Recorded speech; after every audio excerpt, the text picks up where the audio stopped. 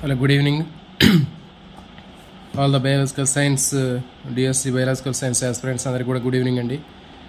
ఈరోజు మనకి intermediate first ఇయర్లో ఉన్నటువంటి జువాలజీకి సంబంధించినటువంటి దాంట్లో మనకి ఫస్ట్ చాప్టర్లో జీవ వైవిధ్యం అనేటటువంటి టాపిక్ గురించి ఇక్కడ మనం డిస్కస్ చేస్తున్నామండి. సో దీన్ని మనం ఇప్పుడు ఈ ఫస్ట్ చాప్టర్ సంబంధించినటువంటి దాంట్లో మనం గతంలో నిన్న ఒక 50% 50 కంటే ఎక్కువ 80% మనం డిస్కస్ చేసామండి.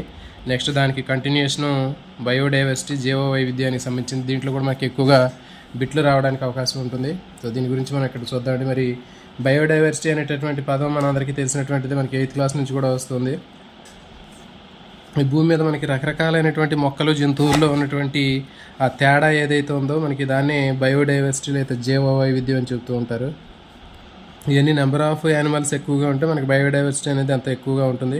ఇక్కడ ప్రపంచంలో చీమలు, తర్వాత పెంకు పురుగులు, చేపలు, ఇన్ని తర్వాత ఆర్కిడ్స్, రకరకాలైనటువంటివి ఇక్కడ నంబర్ ఇవ్వటం జరిగింది. తర్వాత మరి నార్మన్ మేయర్ బయోడైవర్సిటీ అనేటటువంటి కాన్సెప్ట్ని అతను ప్రతిపాదించడం జరిగింది. చాలా చాలా ఇంపార్టెంట్ అండి. జీవ వైవిధ్యం అనేటటువంటి పదాన్ని కానివ్వండి ప్రవేశపెట్టినటువంటి శాస్త్రవేత్త ఎవరని అడుగుతాడండి, గుర్తుపెట్టుకుంటే నార్మన్ మేయర్. ఇతను బయోడైవర్సిటీ అనే పదాన్ని కాన్సెప్ట్ని ఇతను ప్రవేశపెట్టడం జరిగింది.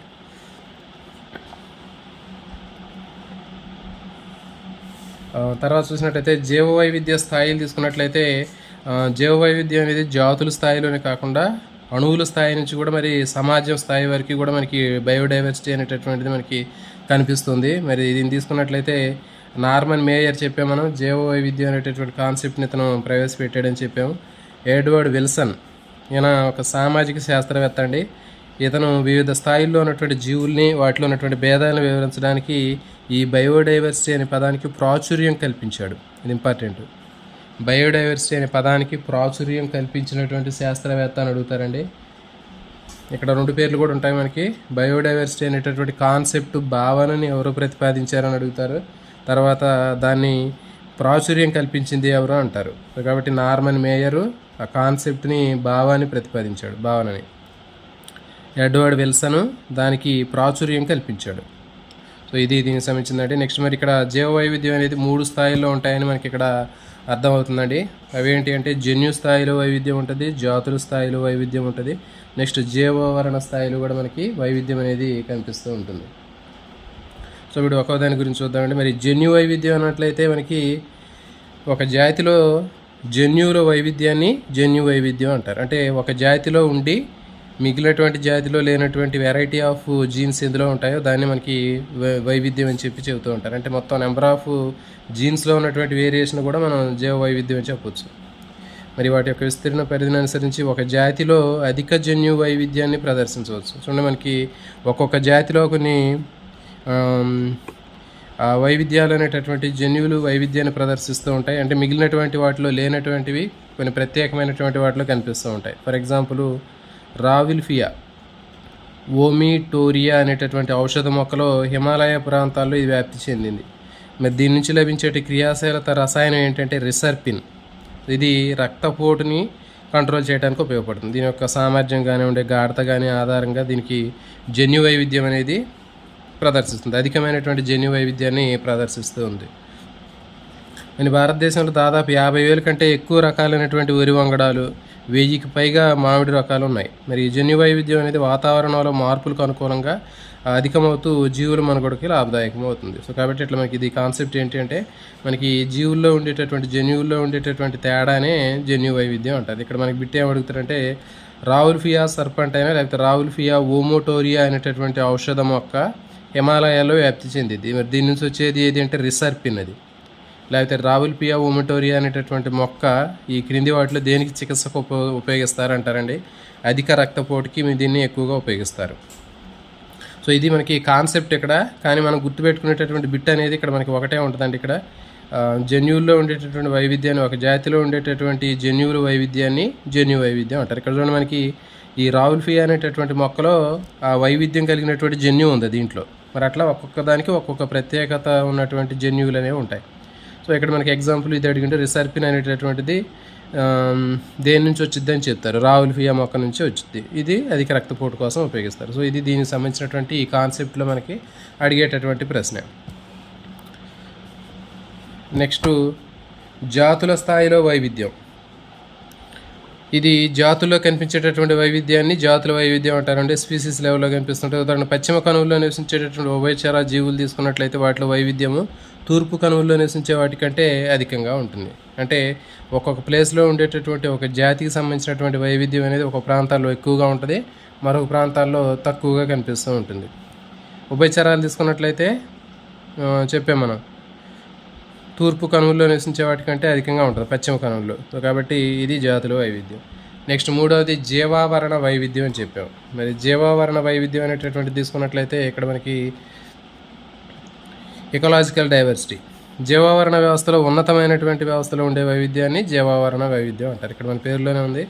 జీవావరణ స్థాయిలో ఎకలాజికల్ స్థాయిలో ఉన్నటువంటి వైవిధ్యాన్ని ఎకలాజికల్ డైవర్సిటీ అంటారు. ఇప్పుడు చూడండి, మనకి జీవావరణం తీసుకున్నట్లయితే మనకి ఎడార్లు, వర్షాధార అడవులు, మడ అడవులు, పగడపు దీవులు, చిత్తడి నేలలు, సో ఇవన్నీ కూడా మనకి జీవావరణ స్థాయిలో ఉన్నటువంటి వైవిధ్యంగా చెప్పవచ్చు.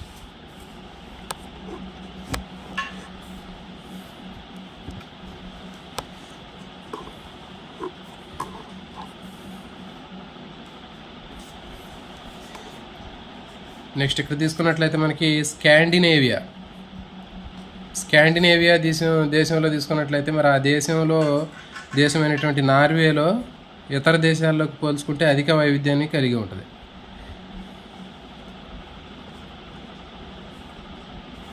మన దేశంలో ఎత్తైనటువంటి పర్వత ప్రాంతాల్లో ఉన్నటువంటి వైవిధ్యం అనేది స్కాండినేవియా దేశమైనటువంటి నార్వే కంటే ఎక్కువ వైవిధ్యాన్ని కలిగి ఉంటుంది. సో ఇది తర్వాత నెక్స్ట్ జీవావరణానికి సంబంధించినటువంటి వైవిధ్యం గుర్తించడానికి మనకి 3 రకాలైనటువంటి సూచికలను ఉపయోగిస్తారండి. ఇది కూడా ఇంపార్టెంట్. జీవావరణ వైవిధ్యాన్ని గుర్తించడానికి మనకి ఎన్ని రకాలైనటువంటి సూచికలను ఉపయోగిస్తారని అడుగుతాడండి, నెంబర్ కూడా అడుగుతాడు. కాబట్టి ఎన్ని రకాలైనటువంటి సూచికలను ఉపయోగిస్తాడంటే మనకి చూడండి 3 రకాలైనటువంటి సూచికలను ఉపయోగిస్తారు. ఇది ఆల్ఫా సూచిక, బీటా సూచిక, గామా సూచిక. సో ఈ విధంగా 3 రకాలైనటువంటి సూచికల్ని మనకి ఇక్కడ ఉపయోగిస్తూ ఉంటారు. వీటికి సంబంధించినవి చూద్దాం. ఆల్ఫా సూచిక అంటే ఒక నిర్దిష్ట ప్రాంతంలో జీవ సమాజంలో లేదా జీవావరణ వ్యవస్థలో టాక్సా జాతులను లెక్కించడం ద్వారా నిర్ణయిస్తారు. అంటే ఆల్ఫా వైవిధ్యం అంటే ఒక నిర్దిష్ట ప్రాంతంలో లేకపోతే ఒక జీవ సమాజంలో ఎన్ని జాతులు ఉన్నాయో లెక్కించడానికి మనకి ఆల్ఫా వైవిధ్యం ఉపయోగపడుద్దండి. ఫర్ ఎగ్జాంపుల్ ఒక అడవి తీసుకుందాం. అడవిలో ఎన్ని రకాలైనటువంటి జాతులు ఉన్నాయో మనకి లెక్కిస్తే దాన్ని ఆల్ఫా వైవిధ్యం అంటారు. అట్లా లెక్కించడానికి ఉపయోగపడుద్ది. నెక్స్ట్ బీటా వైవిధ్యం. మరి చూడండి, ఇక్కడ పైన ఆల్ఫా వైవిధ్యంలో ఒకే జీవావరణ వ్యవస్థ అని చెప్పినాం. ఇక్కడ బీటా వైవిధ్యంలో రెండు కంటే ఎక్కువ వేరువేరు జీవావరణ వ్యవస్థల్లో ఉన్నటువంటి జాతుల సంఖ్యని మనం లెక్కించడం వల్ల అక్కడ ఎన్ని జాతులు ఉన్నాయి అనేటటువంటి తెలుసుకుంటే దాన్ని బీటా వైవిధ్యం అంటారు. నెక్స్ట్ గామా వైవిధ్యం అంటే ఇది విస్తృతమైనటువంటి జీవావరణ మండలంలో అనేక రకాలైనటువంటి మొత్తం అన్ని రకాలైనటువంటి ఆవరణ వ్యవస్థల్లో ఉన్నటువంటి జీవ సముదాయాలని మొత్తం మనం లెక్కిస్తే దాన్ని గామా వైవిధ్యం అంటారు. సో ఇది విస్తృత జీవావరణ మండలం అంటారండి. సో కాబట్టి ఆల్ఫా వైవిధ్యం వల్ల మనకి ఒక సమాజంలో కానీ ఒక జీవావరణ వ్యవస్థలో ఎన్ని జాతులు ఉన్నాయో లెక్కించవచ్చు, తర్వాత లెక్కించడానికి ఉపయోగపడుద్ది. బీటా వైవిధ్యం అనేది వేరువేరు ఆవరణ వ్యవస్థల్లో ఎన్ని రకాలైనటువంటి జాతులు ఉన్నాయో లెక్కించడానికి బీటా వైవిధ్యం ఉపయోగపడుద్ది. నెక్స్ట్ గామా వైవిధ్యం అనేది మొత్తం టోటల్గా ఈ విస్తృతమైనటువంటి అన్ని రకాలైనటువంటి వృక్ష సముదాయాలు, జీవావరణ సముదాయాలు, అన్ని రకాలైనటువంటి ఆవరణ వ్యవస్థల్లో మొత్తం ఎన్ని రకాలైనటువంటి జీవజాతులు ఉన్నాయో లెక్కిస్తే దాన్ని గామా వైవిధ్యం అంటారు. సో దీని మీద మనకి క్వశ్చన్ కూడా అడగవచ్చు. ఒక నిర్దిష్ట ప్రాంతంలో ఒక జీవావరణ వ్యవస్థలో ఉన్నటువంటి జాతుల్ని లెక్కించడానికి ఏది ఉపయోగపడుతుంది అంటాడు. ఆల్ఫా వైవిధ్యం, బీటా, గామా అంటాడు. కాబట్టి ఆల్ఫా వైవిధ్యం. నెక్స్ట్ వేరువేరు జీవావరణ వ్యవస్థల్లో ఉన్నటువంటి జాతుల్లో ఉన్నటువంటి భిన్నత్వాన్ని లెక్కించడానికి ఉపయోగపడేటటువంటిది ఏ రకమైనటువంటి వైవిధ్యం అంటే అది బీటా వైవిధ్యం. నెక్స్ట్ సమస్త జీవావరణ వ్యవస్థల్లో ఉన్నటువంటి జీవ వైవిధ్యాన్ని మనం జీవజాతులను లెక్కించడానికి ఏ రకమైనటువంటి వైవిధ్యం ఉపయోగపడుతుంది అని అడిగితే మనకి అది గామా వైవిధ్యం అండి. సో కాబట్టి ఇట్లా 3 రకాలైనటువంటివి గుర్తుపెట్టుకోండి, ఆల్ఫా, బీటా, గామా. నెక్స్ట్ జీవ వైవిధ్యానికి సంబంధించినటువంటి ఇతర ధర్మాలు తీసుకున్నట్లయితే నిర్దిష్టమైనటువంటి ప్రదేశంలో మాత్రం నివసించే ప్రత్యేకమైన జాతుల్ని స్థానిక జాతులు అంటారండి. ఎండమిక్ స్పీసీస్ అని చెప్పాము. మరి జీవ వైవిధ్య విస్తరణ అనేది అక్షాంశాల మీద తర్వాత జాతి విస్తరణ మీద సంబంధించినటువంటి ఆధారపడి ఉంటుంది. అక్షాంశ లాటిట్యూడ్ మీద ఆధారపడి ఉంటుంది. జాతి విస్తరణ అంటే స్పీసీస్ ఏరియా సంబంధాల మీద ఆధారపడి ఉంటుంది. మనకి ఎండమిక్ స్పీసీస్ అంటే తెలుసండి మనకి, అంటే ఈ భూగోళం మీద కొన్ని జంతువులు అనేవి కొన్ని ప్రత్యేకమైనటువంటి ప్రాంతాలకు మాత్రమే పరిమితం అయి ఉంటాయి. వాటిని ఎండమిక్ స్పీసీస్ అని చెప్పడం జరుగుతుంది. ఫర్ ఎగ్జాంపుల్ ఆస్ట్రేలియా తీసుకున్నట్టయితే ఆస్ట్రేలియా కేవలం కంగారు మాత్రమే ఉంటుంది.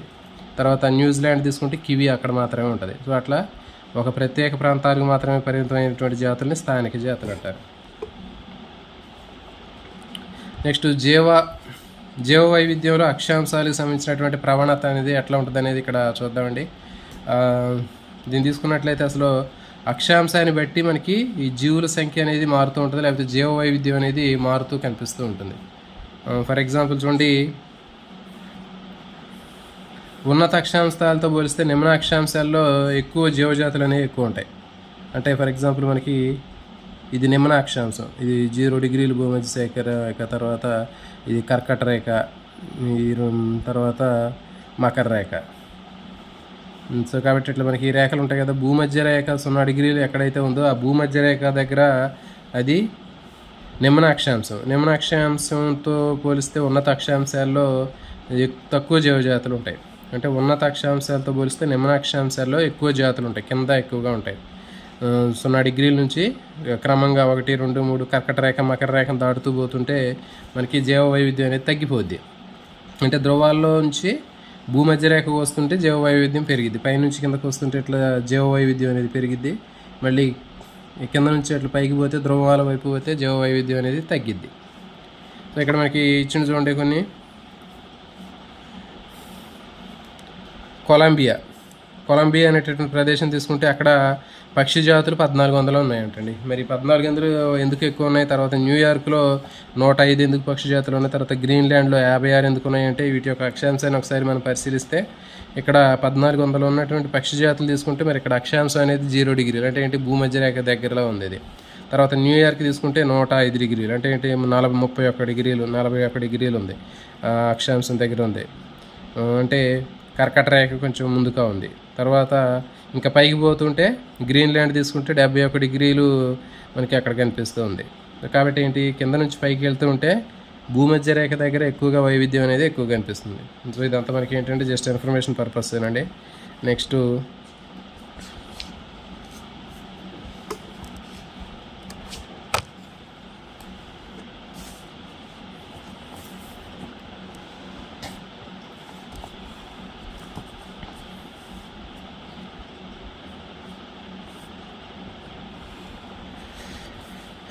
నెక్స్ట్ జాతి సమృద్ధత, ఇది ఒకటి ఇంపార్టెంట్ అండి. జాతి సమృద్ధత అంటే ఒక నిర్దిష్ట విస్తీర్ణం కలిగినటువంటి ప్రాంతంలో నివసించేటటువంటి జాతుల సంఖ్యని జాతి సమృద్ధత అంటారు. మరి జాతుల సంఖ్య ఎక్కువగా ఉంటే జాతి సమృద్ధత అనేది పెరిగిద్ది. ఫర్ ఎగ్జాంపుల్ ఒక అడవి ఉందనుకోండి, అడవిలో ఎన్ని రకాలైనటువంటి జంతువులు ఉంటే అంత జాతి సమృద్ధత ఎక్కువగా ఉన్నప్పుడు. లేకపోతే ఒక చెరువు తీసుకున్నట్టయితే ఆ చెరువులో ఎన్ని రకాలైనటువంటి జాతులకు సంబంధించినటువంటి ఉంటే దాని జాతి సమృద్ధత, స్పీసీస్ రిచ్నెస్ అనేది ఎక్కువగా ఉంటుంది.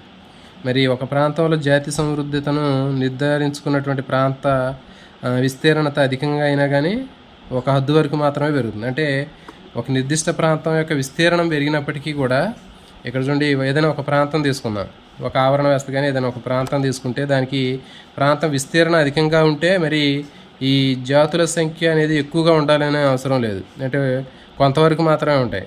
విస్తీర్ణం పెరుగుతుంటే జాతుల సంఖ్య పెరగాల్సినటువంటి అవసరం అనేది ఎక్కువ కనపడదు. కాబట్టి కొంతవరకు మాత్రమే ఆ జాతులు అనేవి పెరుగుతూ ఉంటాయి. కాబట్టి దీన్ని ఏమన్నారంటే అలెగ్జాండర్ వాన్ హబోల్ట్ పేర్కొన్నాడు. అంటే ఒక నిర్దిష్ట ప్రాంతంలో ప్రాంతం విస్తీర్ణం అధికమైనప్పటికీ కూడా ఒక హద్దు వరకు మాత్రమే ఆ జాతుల సమృద్ధత అనేది పెరుగుతుందని అలెగ్జాండర్ వాన్ హబోల్ట్ చెప్పడం జరిగింది. ఇది ఒకటి ఇంపార్టెంట్. నెక్స్ట్ ఇదంతా కొన్ని ఎస్టిమేషన్స్, క్యాల్కులేషన్స్ ఇచ్చాడండి. దీనికి సంబంధించినటువంటివి కూడా మనకి పెద్దగా వచ్చే అవకాశం ఉంటుంది అంతా కూడా. నెక్స్ట్ దీంట్లో కూడా మనకి ఇదంతా కూడా ఏదో ఎడిషనల్ ఇన్ఫర్మేషన్ అండి. నెక్స్ట్ ఇక్కడ జీవావరణంలో జాతి వైవిధ్య యొక్క ప్రాధాన్యత, జీవావరణంలో జాతి వైవిధ్య ప్రాధాన్యత అనేది ఒకటి ఇచ్చాడండి. ఇది ఒకటి ఇంపార్టెంట్. ఇక్కడ చూద్దాం. ఇది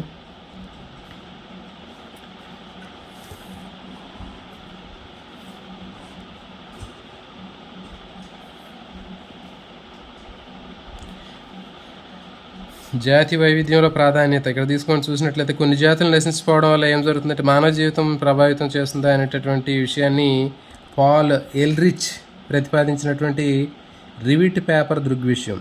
రివిట్ పేపర్ ఫినామినా అనేటటువంటిది ఇంపార్టెంట్ అండి. మరి రివిట్ పేపర్ ఫినామినాని ఎవరు రూపొందించారు అని అంటే మనకి పాల్ ఎల్రిచ్ అండి. పాల్ ఎల్రిచ్ రివిట్ పేపర్ దృగ్విషయాన్ని చెప్పాడు. ఇంపార్టెంట్, ఇది అడుగుతాడు డైరెక్ట్గానే. రివిట్ పేపర్ దృగ్విషయాన్ని ఎవరు ప్రతిపాదించారంటే పాల్ ఎల్రిచ్ అండి. ఇది గుర్తుపెట్టుకోండి. ఇది మరి దీని ప్రకారం ఏంటంటే ఇప్పుడు పర్యావరణాన్ని విమానంతో, తర్వాత ఆ పర్యావరణంలో ఉన్నటువంటి వివిధ రకాలైనటువంటి జాతుల్ని ఆ విమానంకు ఉన్నటువంటి బోల్ట్లు అంటారు కదా, రివిట్లు, ఆ రివిట్లతోటి కంపేర్ చేశారు. ఇప్పుడు ఒక్కొక్క విమానానికి ఒక్కొక్క బోల్ట్ తీసుకుంటా పోతే దీర్ఘకాలికంగా ఆ విమానానికి ప్రమాదం అనేది కలుగుతుంది. ఇప్పుడు మరి విమానంలో ఉన్నటువంటి కుర్చీ కానివ్వండి, లేకపోతే ఇంకా అప్రధానమైనటువంటి వస్తువులకు సంబంధించినటువంటి రివిట్లను తీసేయడం వల్ల విమానానికి ఏం ప్రమాదం ఉండదు. కానీ మరి విమానానికి ఉన్నటువంటి రెక్కలు అనేవి చాలా ఇంపార్టెంట్ అని చెప్పాం. మరి ఆ రెక్కలకు సంబంధించినటువంటి వాటిని ఆ బోల్ట్లు మనం ఓడదీసినట్లయితే, ఆ రివిట్లు మనం తీసేసినట్లయితే ఏమవుతుంది, విమానానికి ప్రమాదం అనేది జరిగే అవకాశం ఉంటుంది. సో కాబట్టి విమానానికి తర్వాత రెక్కలకి ఉన్నటువంటి మధ్య ఉన్నటువంటి బోల్టు రివిట్లు తీసేస్తే విమానం కూలిపోయింది. అట్లాగే జీవ సమాజంలో కొన్ని ముఖ్యమైనటువంటి క్రిటికల్ స్పీసీస్ ఉంటాయంట. ఆ ముఖ్యమైనటువంటి సందిగ్ధ జాతుల్ని మనం తీసివేస్తే ఆ జీవవరణ వ్యవస్థ కూడా అట్లా నాశనం అవుతుంది అని చెప్పడం జరుగుతుంది. సో ఇది రివిట్ పేపర్ దృగ్విషయం. ఇది ఇంపార్టెంట్ అంటే రివిట్ పేపర్ దృగ్విషయాన్ని పాల్ ఎల్రిచ్ దీన్ని ప్రతిపాదించాడు. ఎల్రిచ్ రివిట్ పేపర్ దృగ్విషయం ఇది. సో ఇది ఇంపార్టెంట్ అండి. నెక్స్ట్ మానవ జీవితం పైన జీవ వైవిధ్యం యొక్క పాత్ర తీసుకున్నట్లయితే మనకి 3 రకాలుగా ఉంటుందండి. మరి వివిధ స్థాయిల్లో జీవ వైవిధ్యం పాత్ర 3 రకాలుగా ఉంటుందని చెప్తున్నారు. పరిమితమైనటువంటి ఉపయోగిత వాదన, విస్తృతమైనటువంటి ఉపయోగిత వాదన, నైతిక వాదన. మరి చూడండి, జీవ వైవిధ్యం అనేది మనకి పరిమితమైనటువంటి ఉపయోగంగా ఉంటుంది. నేరో యూటిలైజేషన్ అనేటటువంటి కాన్సెప్ట్లో ఉంటుంది. ఏంటి అంటే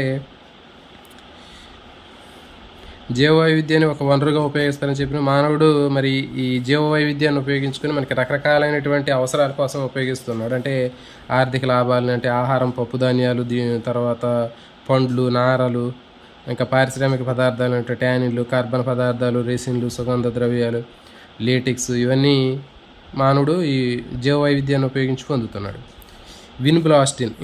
విన్బ్లాస్టిన్ అనేటటువంటి యాంటీ క్యాన్సర్ ఔషధాన్ని వింకా రోజియా అనే నుంచి తయారు చేస్తారండి. తర్వాత హృద్రోగ సమస్యల్లో ఉపయోగించే డిజిటాలిన్, ఫ్లాక్స్ గ్లోవ్ అనేటటువంటి డిజిటాలిస్ పర్పూలియా అనే నుంచి ఇంకా ఇతర ఔషధాలను తయారు చేస్తున్నారు. సో కాబట్టి ఇక్కడ మనకి పరిమితమైనటువంటి ఉపయోగిత వాదనలో ఏంటంటే కొన్ని ముఖ్యమైనటువంటి అంశాలు మనకు తీసుకున్నట్లయితే జీవ వైవిధ్యంలో ముఖ్యమైనటివి మన నిజ జీవితంలో మనం ఉపయోగించుకోవడం జరుగుతుంది వీటిని. సో ఇక్కడ మీకు బిట్ అడుగుతాడు,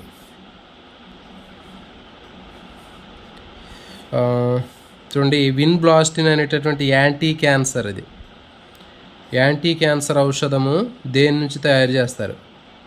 వింకా రోజీ అండి, ఇది ఇంపార్టెంట్. విన్బ్లాస్టిన్ అనేటటువంటి యాంటీ క్యాన్సర్ ఔషధాన్ని దేని నుంచి తయారు చేస్తారని అడిగితే వింకా రోజీ అనేటటువంటి మొక్క నుంచి తయారు చేస్తారండి, ఇది ఇంపార్టెంట్. నెక్స్ట్ హృద్రోగ సమస్యల చికిత్సలో, అంటే హృదయ సంబంధమైనటువంటి సమస్యలకి చికిత్స కోసం వాడేటటువంటి డిజిటాలిన్. సో ఇది ఒక మెడిసిన్ అండి. ఇది ఫ్లాక్స్ గ్లోవ్స్ అనేటటువంటి డిజిటాలిస్ పర్పూలియా అనేటటువంటి మొక్క నుంచి తయారు చేస్తారు ఈ ఔషధాన్ని, మెడిసిన్ని. డిజిటాలిస్ పర్పూలియా అనేటటువంటి ఈ మొక్క నుంచి డిజిటాలిన్ అనేటటువంటి మెడిసిన్ తయారు చేస్తారు. ఇది గుండె సంబంధమైనటువంటి సమస్యలకి చికిత్సలో ఉపయోగిస్తారు. సో ఇవి ఇక్కడ మనకి 2 బిట్లు ఇంపార్టెంట్ బిట్లు అండి. ఇక్కడ ఇవి గుర్తుపెట్టుకోండి. ఇవి అంటే ఇక్కడ మనకి కాన్సెప్ట్ ఒకటైనప్పటికీ కూడా మనం ఇక్కడ గుర్తుపెట్టుకునేటటువంటి అంశాలు అనేవి ఈ విధంగా ఉంటాయి. కాబట్టి మీరు మనం కొన్ని బిట్లు ప్రాక్టీస్ చేయడం వల్ల ఉపయోగం ఉండదండి. మనం ఇట్లా ఈ విధంగా కాన్సెప్ట్ మనం చదువుకొని అర్థం చేసుకొని దానికి సంబంధించినటువంటి బిట్లను సులభంగా గుర్తుపెట్టుకోవచ్చు. కానీ కొంతమంది బిట్లు వరకే ఎక్స్ప్లెయిన్ చేసి చెప్పమని చెబుతున్నారు. అట్లా చెప్పడం వల్ల మీకు ఎలాంటి ఉపయోగం ఉండదండి. మనం ఆ బిట్లు చదువుకున్నట్టే ఉంటుంది కానీ మనకి సబ్జెక్ట్ అనేది అర్థం కాదు. నెక్స్ట్ విస్తృత ఉపయోగితావాదం.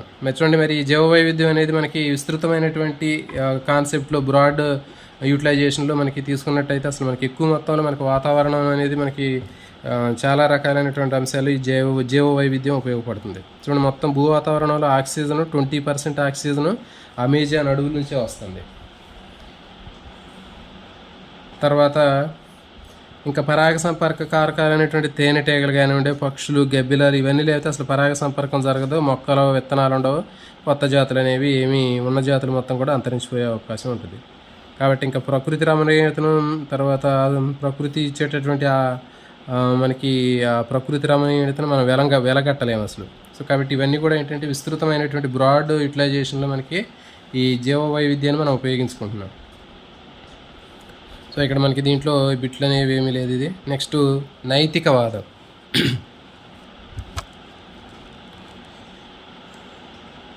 నైతికవాదం తీసుకున్నట్లయితే చూడండి, మరి ఎథికల్ ఆర్గ్యుమెంట్. మరి ఈ భూమి మీద మనకి రకరకాలైనటువంటి మొక్కలు, జంతువులు, సూక్ష్మజీవులు ఇవన్నీ కూడా మనకి ఎంతో ఉపకారం చేస్తున్నాయి. కాబట్టి మనం వాటికి రుణపడం అనేటటువంటి విషయాన్ని మనం ప్రతి ఒక్కరు కూడా మర్చిపోకూడదు. కాబట్టి ఈ జీవావరణానికి సంబంధించినటువంటి ఈ జీవ వైవిధ్యాన్ని కాపాడాల్సినటువంటి బాధ్యత ప్రతి ఒక్కరికి కూడా ఉంటుంది. కాబట్టి మరి ఈ భావితరాల వాళ్ళకి కూడా ఈ వారసత్వాన్ని మనం అందించాల్సినటువంటి బాధ్యత కూడా ఉంటుంది. సో ఇదేంటంటే నైతిక బాధ్యత అంటారు దీన్ని. సో ఇదండి. నెక్స్ట్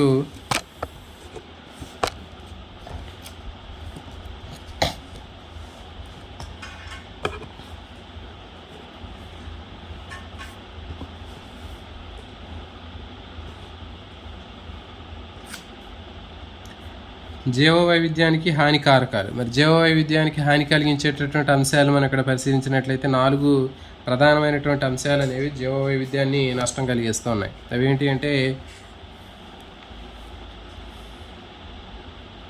ఫస్ట్ ఆవాసాల క్షీణత. దీంట్లో మనకి చూడండి, అడవులు నరికివేయడం జరుగుతుంది. అడవులు నరికివేయడం వల్ల జాతులు అనేవి విలుప్తం చెందడం జరుగుతుంది. భూమండలాన్ని దాదాపు 14% ఆక్రమిస్తూ ఉండే ఉష్ణ ప్రాంత వర్షాధార అరణ్యాలకు మొత్తం క్షీణించి ప్రస్తుతం 4% పరిమితమైనవి. భూమండలాన్ని దాదాపు 14% ఆక్రమించేటటువంటి ఉష్ణ ప్రాంత వర్షాధార అడవులు ఇప్పుడు ప్రజెంట్ 4% పరిమితమైనవి. నెక్స్ట్ అటవీ భూములు. అటవీ భూములు మొత్తం కూడా సాగు భూములుగా మార్చడం వల్ల భూగోళానికి ఊపిరితిత్తుల్లాగా ఉన్నటువంటి అమెజాన్ అడవులు, మరి అమెజాన్ అడవులన్నీ కూడా మరి కొట్టివేయటం జరిగింది. ఒకప్పుడు అసంఖ్యాకంగా ఉన్నటువంటి జీవజాతుల నిలయంగా ఉన్నటువంటిది మొత్తం వృక్ష సంపద మొత్తం నాశనం అయిపోయింది. నెక్స్ట్ ఈ ప్రాంతాన్ని సోయాబీన్స్ మొక్కల సాగుకు లేదా మాంసానికి ఉపయోగపడే పశువుల ఆహారం కోసం గడ్డిగా వీటిని మార్చివేయడం జరిగింది. కాబట్టి ఇక్కడ మనకి భూగోళానికి ఊపిరితిత్తులు అని వీటిని అంటారంటే అమెజాన్ వర్షాధార అడవుల్ని పిలుస్తారండి. ఇది అమెజాన్ వర్షాధార అడవుల్ని మనకి ఏమంటారంటే భూగోళానికి ఊపిరితిత్తులు అని చెప్తారు. నెక్స్ట్ ఇంకా వాతావరణ కాలుష్యం, తర్వాత ఆవాసాల శకలీకరణం. సో ఇది. నెక్స్ట్ వనరుల అతి వినియోగం. మరి ఈ వనరులను ఎక్కువగా ఉపయోగించడం వల్ల ఏమవుతుందంటే ఈ జీవ వైవిధ్యం అనేది తగ్గిపోతుంది. అవసరం లేని అంతులేని ఆశకు దారితీసినప్పుడు అది వనరుల వినియోగానికి దారవుతుంది. స్టాలర్ సముద్రపు ఆవు, స్టాలర్ అనేటటువంటి శాస్త్రవేత్త పేరు మీద దానికి ఆ పేరు పెట్టారు. స్ట్రాలర్ అనేటువంటి సముద్ర ఆవు ఉత్తర అమెరికాలో నివసించేటటువంటి ప్యాసింజర్ పావురం మానవుడు దుర్వినియోగం వల్ల వీటి పూర్తిగా విలుప్తమైపోయాయి. ఇవి గుర్తుపెట్టుకోండి. మానవుడి దుర్వినియోగం వలన ఈ క్రింది వాటిలో ఏది విలుప్తమైంది అంటే స్టాలర్ సముద్ర పావు, నెక్స్ట్ ప్యాసింజర్ పావురం. ఈ రెండు కూడా మానవుడి యొక్క అధిక దుర్వినియోగం వల్ల ఇవి నశించిపోయినాయి. మితిమీరినటువంటి చేపల వేట. మితిమీరినటువంటి చేపల వేట చేయటం వల్ల కూడా చాలా రకమైనటువంటి ఆర్థిక ప్రాముఖ్యత కలిగినటువంటి సముద్ర చేపలన్నీ కూడా అంతరించిపోతున్నాయి. నెక్స్ట్ ఇంకోటి ఏంటి అంటే స్థానిక జాతుల చొరబాటు. ఇన్వాసివ్ ఏలియన్ స్పీసీస్ అని చెప్పాం కదా, అంటే మన లోకల్గా మన ప్రాంతానికి చెందినటువంటి మొక్కలు కానివ్వండి, జంతువులు కానీ ఇతర ప్రాంతాల్లో ఉన్నటువంటి మన ప్రాంతాల్లోకి వచ్చి ఇక్కడ ఉన్నటువంటి జాతుల మీద అవి ఆధిపత్యాన్ని చూపించి అవి డామినేట్గా పెరుగుతూ ఉంటాయి. సో దాన్ని స్థానికేతర జాతుల చొరబాటు అంటారు, ఇన్వాసివ్ ఏలియన్ స్పీసీస్ అని. సో ఫర్ ఎగ్జాంపుల్ మనం ఇంతకుముందు కూడా చెప్పాము, మనకి గుర్రపు డెక్క అని చెప్పిన ఆ గుర్రపు డెక్క అనేటటువంటిది మన భారతదేశంలో లేదు. అది గోధుమ గింజలతో పాటు మన భారతదేశంలోకి వచ్చి ఇక్కడ అది లోకల్గా ఉన్నటువంటి నీటి వనరులు మొత్తం ఆక్రమించుకుంది. తర్వాత ఇంకా మనకి పార్థీనియం అనేటటువంటి వయ్యారి బామ అనేటటువంటి మొక్క కూడా అట్లాగే వచ్చింది. తర్వాత హైదరాబాద్లో ఉన్నటువంటి మనకి పావురాలు, హైదరాబాద్ పావురాలు కూడా మన అక్కడ లోకల్గా ఉన్నటువంటి కాకుల మీద డామినేషన్ చేస్తున్నాయి. సో కాబట్టి ఇట్లా స్థానికేతర జాతులు చొరబాటు, అంటే విదేశీ జాతుల నుంచి స్థానిక ఆవాసాల్లో ప్రవేశపెట్టినప్పుడు అది చొరబడి స్థానిక జాతుల మీద అవి ఆధిపత్యాన్ని వహిస్తాయండి. నైల్ పెర్చ్ అనేటటువంటి ఈ చేపను తీసుకున్నట్లయితే ఇది తూర్పు ఆఫ్రికాలో ఉన్నటువంటి లేక్ విక్టోరియా సరస్సులో ప్రవేశించడం వల్ల ఆ సరస్సులోని 200 స్థానిక సిక్లిడ్ చేపలు క్షీణించిపోయినాయి. నైల్ పెర్చ్ అనేటటువంటి చేప తూర్పు ఆఫ్రికాలో ఉన్నటువంటి విక్టోరియా సరస్సులోకి వచ్చింది. దీనివల్ల స్థానిక చేపలు క్షీణించిపోయాయి. నెక్స్ట్ క్లారియస్ గ్యారిపైనస్ అనేటటువంటి ఆఫ్రికన్ పిల్లి చేపని చట్టవిరుద్ధంగా జల సంవర్ధనం కోసం ప్రవేశపెట్టినప్పుడు స్థానిక పిల్లి జాతుల సంఖ్యకు ఇవి మొత్తం క్షీణించడానికి కారణమైంది. సో కాబట్టి ఇది గుర్తుపెట్టుకోండి. నైల్ పెర్చ్ అనేది ఇక్కడ ఆఫ్రికా లేక్ విక్టోరియా సరస్సులో ప్రవేశించడం వల్ల అక్కడ స్థానిక సిక్లిడ్ జాతులు అంతరించిపోయాయి. నెక్స్ట్ క్లారియస్ గ్యారిపైస్, ఇది ఆఫ్రికన్ పిల్లి చేప. ఇది జల సంవర్ధన కోసం ప్రవేశపెట్టడం వల్ల స్థానిక లోకల్గా ఉన్నటువంటి పిల్లి చేపలకి ఇది జీవనానికి హాని కలిగించింది.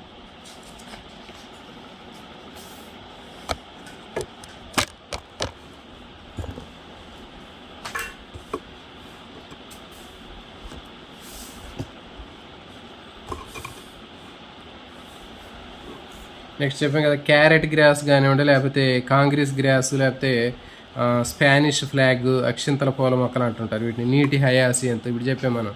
సో ఇవన్నీ గుర్రపు డెక్క, ఇవన్నీ కూడా స్థానికేతర కలుపు మొక్కలు. ఇవన్నీ కూడా మన ప్రాంతాల్లో లేనటువంటివి. ఇవి పర్యావరణానికి హాని కలగడమే కాకుండా స్థానిక జాతుల జీవనానికి కూడా ఇవి ముప్పుగా పరిగణించడం జరిగింది. సో ఇవేంటి, నెక్స్ట్ సహవిలుప్తతలు, ఎక్స్టింక్షన్స్ అని చెప్తారు. అంటే ఇప్పుడు రెండు జీవులు కలిసి జీవిస్తూ ఉంటాయి. ఆ రెండు జీవులు కలిసి జీవించేటప్పుడు సహజీవనం జరిపేటప్పుడు, అంటే రెండు జీవుల మధ్య అది పాజిటివ్గా ఉండవచ్చు, నెగిటివ్గా ఉండవచ్చు వాటి రిలేషన్షిప్.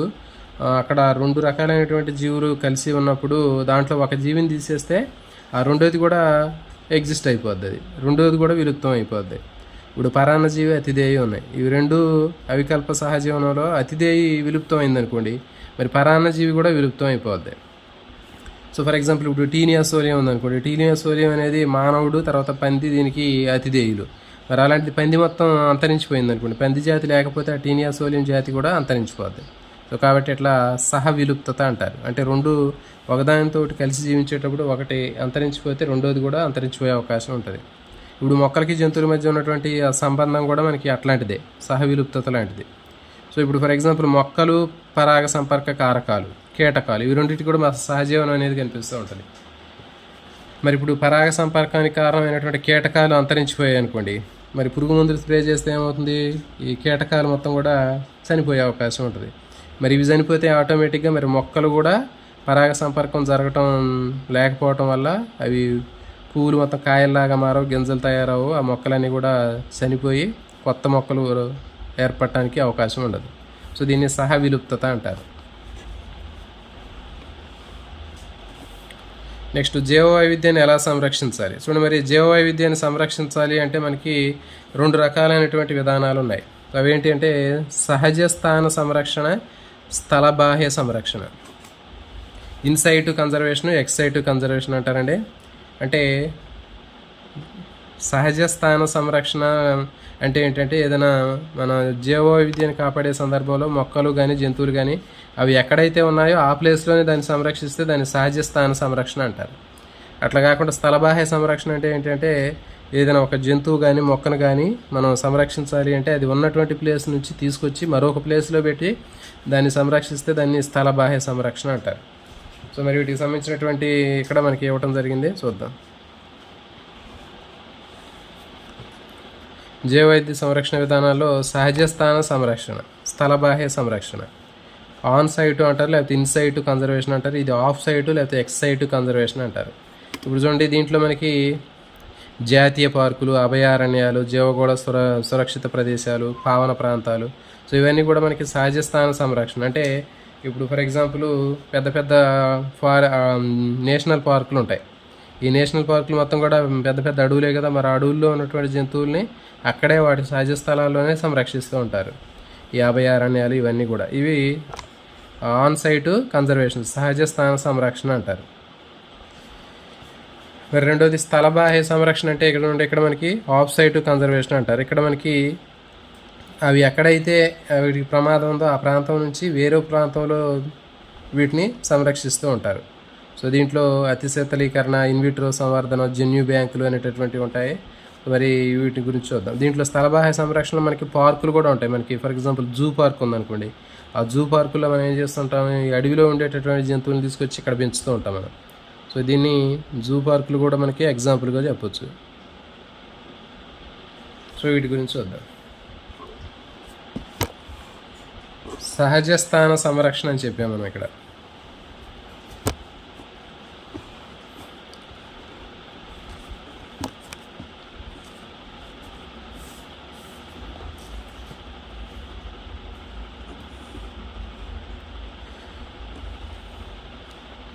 సో చూడండి, మరి ఇక్కడ ఈ సహజ స్థాన సంరక్షణ తీసుకున్నట్లయితే ముప్పు వాటిల్తున్నటువంటి జంతువుల్ని వాటి సహజ ఆవాసాలను సంరక్షిస్తాం.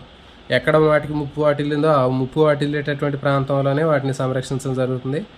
మరి దీంట్లో మనకి జీవ వైవిధ్య తాప ప్రాంతాలు అంటారు ఇలాంటివి వాటిని. ఈ స్థానిక గరిష్ట సంరక్షణ కల్పించే ప్రాంతాలని ఎక్కడైతే వాటికి ముప్పు కలుగుతుందో వాటిలోనే ఎక్కువ గరిష్ట సంరక్షణ కల్పించి ఆ ప్రాంతాలను రక్షిస్తూ ఉంటారు. వాటిని జీవ వైవిధ్య తాప ప్రాంతాలు అంటారండి. బయోడైవర్సిటీ హాట్స్పాట్స్ అంటారు. దీంట్లో ప్రొటెక్షన్ ఇంకా బాగా గరిష్టంగా ఉంటుంది. నెక్స్ట్, మానవుడి కారణంగా విలుప్తమయ్యేటటువంటి జీవులు ఏవైతే ఉన్నాయో వాటి వైవిధ్యాన్ని సంరక్షించడానికి వాటిని సంరక్షణ కేంద్రాలు అంటారు. సిగ్నిఫికెంట్ రిజర్వాయర్స్ అంటారు. సో ఇది దీనికి సంబంధించిన ఏంటి అంటే ఈ జీవజాతులు ఏవైనా సరే, మొక్కలు కానీ జంతువులు కానీ, అవి ఎక్కడైతే వాటికి ముప్పు వాటిల్లినటువంటి ప్రాంతంలోనే వాటిని సంరక్షిస్తూ ఉంటారు. వాటిని సహజ స్థాన సంరక్షణ అంటారు. దాంట్లో గరిష్ట సంరక్షణ చేయటాన్ని జీవ వైవిధ్య తాప ప్రాంతాలు, బయోడైవర్సిటీ హాట్స్పాట్స్ అంటారు.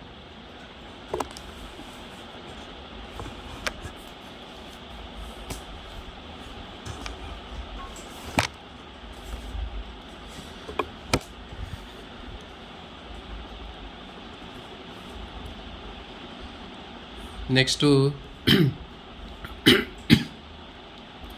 జీవ వైవిధ్య తాప ప్రాంతాలు.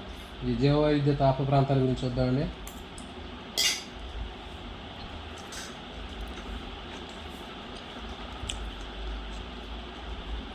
ప్రపంచంలో సుమారు 34 జీవ వైవిధ్య తాప ప్రాంతాలు ఉన్నాయండి. ఇది కూడా అడుగుతారు. బయోడైవర్సిటీ హాట్స్పాట్స్ ఎన్ని ఉన్నాయంటే 34 బయోడైవర్సిటీ హాట్స్పాట్స్ ఉన్నట్లుగా మనకి చెప్పడం జరిగింది. మరి ఈ ప్రాంతాలన్నీ నాశనానికి గురవటం వల్ల మరి ఇవి కుంచుకుపోతున్నాయి ఇవన్నీ కూడా. మరి అట్లాంటి వాటిలో మన భారతదేశంలో పశ్చిమ కనుమలు, శ్రీలంకలో ఉన్నటువంటి భూభాగము, ఇండో బర్మా ప్రాంతము, తర్వాత ప్రస్తుత హిమాలయ ప్రాంతం, ఇవన్నీ కూడా మనకి బయోడైవర్సిటీ హాట్స్పాట్స్. ఇవన్నీ మన దేశంలో సుమారు 17 జీవగోళ సురక్షిత కేంద్రాలు అనేవి కనిపిస్తున్నాయి. వీటిలో 90 జాతీయ పార్కులు, 440 అభయారణ్యాలు, ఇవన్నీ కూడా మనకు ఉన్నాయి.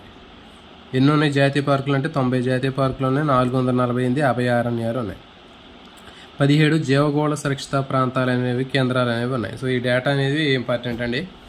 34 జీవ వైవిధ్య తాప ప్రాంతాలు, బయోడైవర్సిటీ హాట్స్పాట్స్ ఏంటంటే 34. మన దేశంలో ఎన్ని ఉంటాయంటే మొత్తం ప్రపంచవ్యాప్తంగా 34 ఉంటే దాంట్లో 17 జీవగోళ సురక్షిత కేంద్రాలు అనేవి ఉన్నాయి మన దేశంలో. 90 జాతీయ పార్కులు, 448 అభయారణ్యాలు ఉన్నాయి.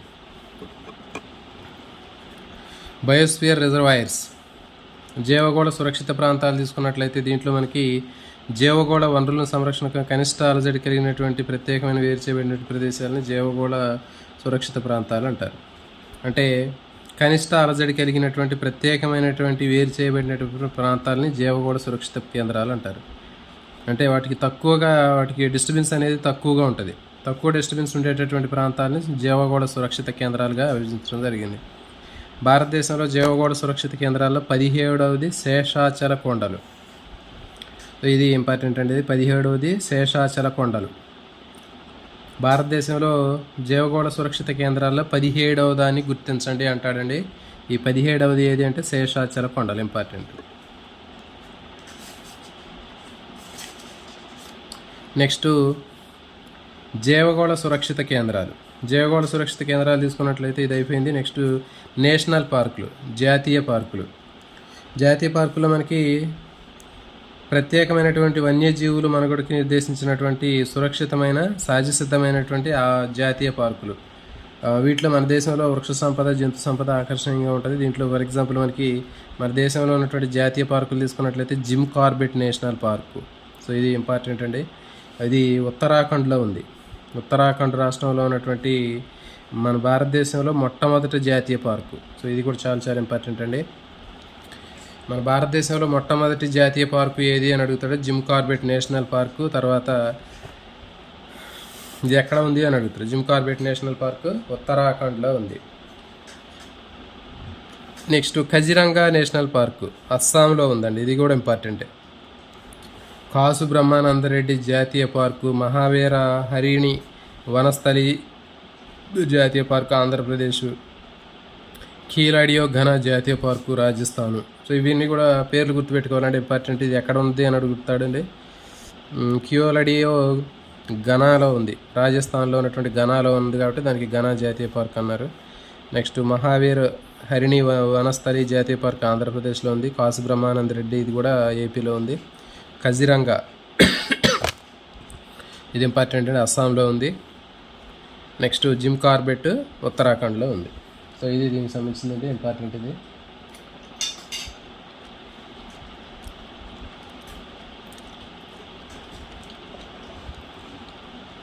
నెక్స్ట్ అభయారణ్యాలు.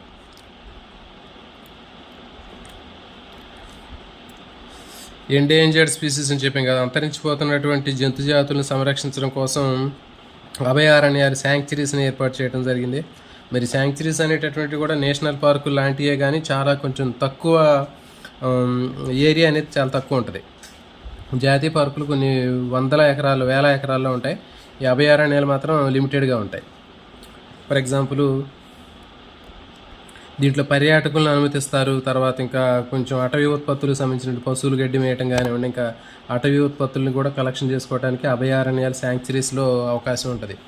కానీ ఈ నేషనల్ పార్కులో మాత్రం హ్యూమన్ యాక్టివిటీస్ ఏమీ ఉండవు. దాంట్లో మనుషులు కూడా ఎలో చేయరండి. కోరింగ, ఏటూరు నాగారం అభయారణ్యం, పాపికొండలు. సో ఇవన్నీ కూడా కొన్ని ముఖ్యమైనటువంటి శాంక్చురీస్. నెక్స్ట్ పావనవనాలు. అటవీ ప్రాంతాల కంటే తక్కువ సంఖ్యలో వృక్షాలు కలిగినటువంటి ప్రాంతాన్ని వనము లేదా గ్రూవ్ అంటారు. సాక్రెడ్ గ్రూవ్స్ అంటారు వీటిని. మత ప్రాముఖ్యమైనటువంటి వృక్ష సమూహాలని పావనవనాలని కూడా అంటారండి. వీటిని మత ప్రాముఖ్యత కలిగినటువంటి కొన్ని వృక్షాల సమూహాన్ని పావనవనాలు అంటారు. ఇది ప్రత్యేకంగా ఏ సంస్కృతి సంప్రదాయానికైనా చెందవచ్చు. ఇది నెక్స్ట్ మనం ఈ ప్రాంతాల వన్యజాతి వృక్షాలన్నిటికీ కూడా గౌరవం, సంపూర్ణ రక్షణ అనేది కల్పించడం జరుగుతుంది. మరి భారతదేశంలో ఉన్నటువంటి పావనవనాలు, సాక్రెడ్ గ్రూవ్స్ సంబంధించినటువంటి డీటెయిల్స్ ఇక్కడ ఇవ్వడం జరిగింది. ఇది కూడా ఇంపార్టెంట్ అండి. వీటిలోంచి ఖాసీ జైగాంటియా కొండలు మేఘాలయ రాష్ట్రంలో ఉన్నాయి. ఆరావళి పర్వతాలు రాజస్థాన్, గుజరాత్లో ఉన్నాయి. పశ్చిమ కనుమలు కర్ణాటక, మహారాష్ట్ర.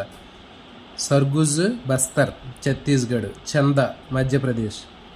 సో ఇవి గుర్తుపెట్టుకోవాలండి. ఇవి కూడా ఏంటంటే మనకి ఖచ్చితంగా ఇలాంటివి కూడా అడుగుతూ ఉంటాడు. ఎందుకంటే బయోడైవర్సిటీకి సంబంధించినటువంటిది కూడా మనకి కాన్సెప్ట్ అనేది ప్రస్తుతం బర్నింగ్ కాబట్టి, బర్నింగ్ ఇష్యూ కాబట్టి ఇది ఇట్లాంటి వాటి మీద కూడా అడగడానికి అవకాశం ఉంటుంది. సో కాబట్టి గుర్తుపెట్టుకోండి. మధ్యప్రదేశ్లో చంద, ఏదో ఒకటి గుర్తుపెట్టుకోండి. ఎంపీ చందాలు అడగడానికి వచ్చాడని గుర్తుపెట్టుకోండి. తర్వాత ఛత్తీస్గఢ్ సర్గుజ బస్తర్. ఇవి కొన్ని కోడ్లతోటి ఏదో విధంగా గుర్తుపెట్టుకునే ప్రయత్నం చేయండి అండి. సో ఇవి తర్వాత మేఘాలయ రాష్ట్రాల్లో పావనవనాలు అరుదైన ముప్పు వాటిల్లబోయే జాతులకు చివరి మజిలీలుగా ఉన్నాయి. సో మేఘాలయలో ఉన్నటువంటి పావనవనాల్లో అరుదైనటువంటి జాతులన్నీ కూడా అంతరించిపోవడానికి సిద్ధంగా ఉన్నాయంట. సో ఇది దీనికి సంబంధించినటువంటి కాన్సెప్ట్ అండి. నెక్స్ట్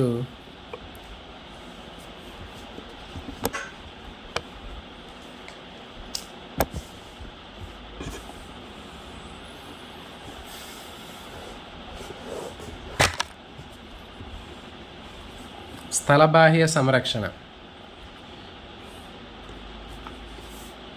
చెప్పాము మనం. స్థలబాహ్య సంరక్షణ అంటే సహజ ఆవాసాల్లో ముప్పు వాటిల్లేటటువంటి జంతువులు ఏవైతే ఉన్నాయో వాటిని ప్రత్యేకమైనటువంటి ఆ ప్రాంతాల నుంచి ప్రత్యేక వాతావరణం కలిగినటువంటి ప్రదేశాలకు తీసుకెళ్ళి అక్కడ వాటిని సంరక్షిస్తూ ఉంటారు. దాన్ని ఆఫ్ సైట్ కన్జర్వేషన్ లేకపోతే ఎగ్జ్ సైట్ కన్జర్వేషన్ అని చెప్తారు. ఫర్ ఎగ్జాంపుల్ జంతు ప్రదర్శనశాలలు కూడా దీనికి సంబంధించినవే. ఇప్పుడు మనకి హైదరాబాద్లో జూ పార్క్ ఉంది, నెహ్రూ జూలాజికల్ పార్క్ ఉంది కదా, మరి దాంట్లో కూడా మనకి చాలా రకాలైనటువంటి అడవిలో ఉండేటటువంటి జంతువులు మనం అక్కడ చూస్తూ ఉంటాం. సో కాబట్టి మరి వాటి యొక్క సహజ ఆవాసాల్లో వాటికి ముప్పు వాటిల్తుందని తీసుకొచ్చి అక్కడ వాటిని సంరక్షిస్తూ ఉంటారు. ఇది ఆఫ్ సైట్ కన్జర్వేషన్. ఇంకా స్థలబాహ్య సంరక్షణలో జంతువులకు సంబంధించినటువంటి పెండాలు కానివ్వండి, సంయోగ బీజాలను కానివ్వండి, క్రయో ప్రిజర్వేషన్ అనేటటువంటి అధునాతన శీతలీకరణ పద్ధతిలో ద్రవ నత్రజనిలో -196 దగ్గర సంరక్షించడం జరుగుతుంది. నెక్స్ట్ ఇంకా మొక్కల స్థలబాహ్య సంరక్షణలో ఇన్విట్రో సంవర్ధనం చెప్పాం కదా మనం టిష్యూ కల్చర్ అని చెప్పాం. ఆ టిష్యూ కల్చర్లో కూడా మనకి కొన్ని కణజాలాలని సంరక్షిస్తూ ఉంటారు. ఇవి జన్యు బ్యాంకుల్లాగా పనిచేస్తాయి. సో ఇవంటి దీంట్లో మనకి ఇక్కడ బిట్టు చాలా చాలా ముఖ్యమైనటువంటి బిట్టు ఉందండి. ఇక్కడ చూడండి, స్థలబాహ్య సంరక్షణలో క్రయో ప్రిజర్వేషన్ అనేటటువంటిది ఇంపార్టెంట్ అండి. దీంట్లో మరి సంయోగ బీజాలు కానివ్వండి, పిండాలని కానీ ఏ ఉష్ణోగ్రత వద్ద నిల్వ చేస్తారని అడుగుతాడు. దాంట్లో ఉపయోగించే ద్రవం కూడా ఇంపార్టెంట్. క్రయో ప్రిజర్వేషన్లో ఉపయోగించేటటువంటి మూలకం ఏది లేకపోతే రసాయనం ఏది అంటాడు, ద్రవ నత్రజని అండి. నత్రజని గుర్తుపెట్టుకుని తర్వాత ఆ టెంపరేచర్ ఏంటంటే -196 చాలా చాలా ఇంపార్టెంట్. క్రయో ప్రిజర్వేషన్లో పిండాలని సంయోగ బీజాలని సంరక్షించేటటువంటి ఉష్ణోగ్రత ఎంత అంటాడు, -196.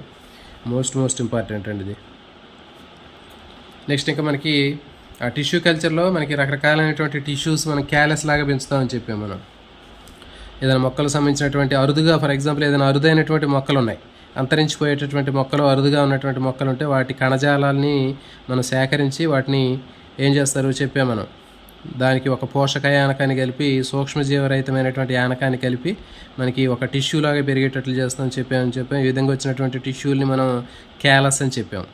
ఎలాంటి విభేదం చెందినటువంటి కణజాలం అని చెప్పాం, క్యాలస్ అని చెప్పాం. ఈ క్యాలస్ రూపంలో ఉన్నటువంటి కణాలకి మనకి ఆక్సిన్లు, సైటోకైనిన్లు అనేటటువంటి వృద్ధి నియంత్రకాలను యాడ్ చేస్తే మళ్ళీ వీటి నుంచి వేర్లు, కాండం వస్తాయని చెప్పాం. సో ఈ విధంగా మనకి ఇన్విట్రో ప్రాసెస్లో ఏంటంటే మనకి ఏవైతే మనకి అరుదుగా ఉన్నటువంటి మొక్కలు ఉన్నాయో వాటికి సంబంధించినటువంటి టిష్యూస్ని కూడా మనం ఇక్కడ స్టోర్ చేయొచ్చు. సో ఇది స్థలబాహ్య సంరక్షణ అండి.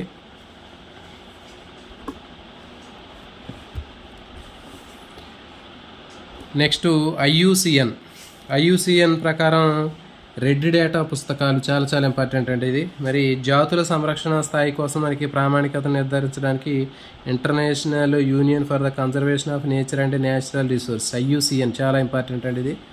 ఐయుసిఎన్ అనేటటువంటిది international union for conservation of nature and natural resource. మరి ఇది ఏం చేసిందంటే రెడ్ డేటా అనేటటువంటి బుక్ని ఇది ప్రింట్ చేయడం జరుగుతుంది. ఐయుసిఎన్ అనేటటువంటి సంస్థ రెడ్ డేటా పుస్తకాన్ని రెడ్ బుక్ లేకపోతే రెడ్ డేటా బుక్ని ప్రింట్ చేస్తుంది. తెలుసు మనకి రెడ్ డేటా పుస్తకం అంటే ఏంటంటే ప్రపంచవ్యాప్తంగా వివిధ ప్రాంతాల్లో అంతరించిపోవడానికి సిద్ధంగా ఉన్నటువంటివి కానివ్వండి, లేకపోతే ప్రమాదపు అంచులో ఉన్నటువంటి మొక్కలు, జంతువులకు సంబంధించినటువంటి డీటెయిల్స్ మొత్తం కూడా ఈ బుక్లో రాస్తారు. ఆ బుక్ని ఏమంటారంటే రెడ్ డేటా బుక్ లేకపోతే రెడ్ బుక్ అని చెప్తారు. మరి దీంట్లో 3 రకాలైనటువంటి జీవజాతులకు సంబంధించిన డీటెయిల్స్ వాళ్ళు రాస్తారు. అవేంటి అంటే ప్రమాద స్థాయిలో అంతరించిపోతున్నటువంటి జాతులు, క్రిటికల్లీ ఎండేంజర్డ్, బాగా ఎక్కువ ప్రమాద స్థాయిలో ఉన్నటువంటివి. నెక్స్ట్ అంతరించిపోతున్నటువంటి జాతులు ఎండేంజర్డ్, ఇవి బాగా ఎక్కువ క్రిటికల్గా ప్రమాద పంచులో ఉన్నాయి. దాని తర్వాత అంతరించిపోయడానికి సిద్ధంగా ఉన్నటువంటివి. తర్వాత భవిష్యత్తులో అంతరించే అవకాశం ఉన్న జాతులు వల్నరబుల్ అంటారు ఇట్లా. సో కాబట్టి ఇట్లా వీటిని 3 కేటగిరీలుగా రాసి ఈ రెడ్ డేటా బుక్లో ఐయుసిఎన్ డీటెయిల్స్ రాయటం జరుగుతుంది. నెక్స్ట్ వన్యప్రాణి సంరక్షణ. మరి భారతదేశంలో వన్యప్రాణి సంరక్షణ తీసుకున్నట్లయితే వన్యప్రాణి సంరక్షణకు సంబంధించిన శాసనాలు కానీ, భద్రపరచడం కానివ్వండి, సంస్థాగత సంరక్షణ అని 3 రకాలైనటువంటి పద్ధతుల ద్వారా జరుగుతుంది వన్యప్రాణి సంరక్షణ. చూడండి, ఈ చట్టాలు తీసుకున్నట్లయితే వన్యప్రాణి సంరక్షణ చట్టం 1972 ఇంపార్టెంట్ ఇది. దీని ప్రకారం ఏంటంటే ముప్పు వాటిల్తున్నటువంటి వన్యప్రాణులు ఏవైతే ఉన్నాయో వాటిని చంపటం కానివ్వండి, లేకపోతే వాటిని వేటాడటం కానివ్వండి, వాటిని హింసించడం కానీ ఇదంతా నేరం అండి. ఇప్పుడు ఫర్ ఎగ్జాంపుల్ ఏనుగులకు సంబంధించినటువంటి దంతాలు కానివ్వండి, ఖడ్గమృగాలకు సంబంధించిన కొమ్ములు కానీ విక్రయించడం ఇది శిక్షించదగినటువంటి నేరం. సో ఇది వన్యప్రాణి సంరక్షణ చట్టం అడుగుతారండి, 1972 గుర్తుపెట్టుకోండి, ఇంపార్టెంట్ ఇది.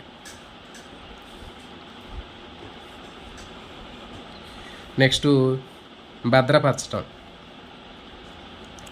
మొక్కల్ని తర్వాత జంతువుల్ని నేషనల్ పార్కులు కానివ్వండి లేదా అభయారణ్యాలు కానివ్వండి, బయోడైవర్సిటీ హాట్స్పాట్స్ కానీ పావనవనాల్లో సంరక్షించడం జరుగుతుంది. నెక్స్ట్ సంస్థాగత సంరక్షణ, ఆర్గనైజేషనల్ ప్రొటెక్షన్ అంటారండి. దీనిలో మనకి తీసుకున్నట్లయితే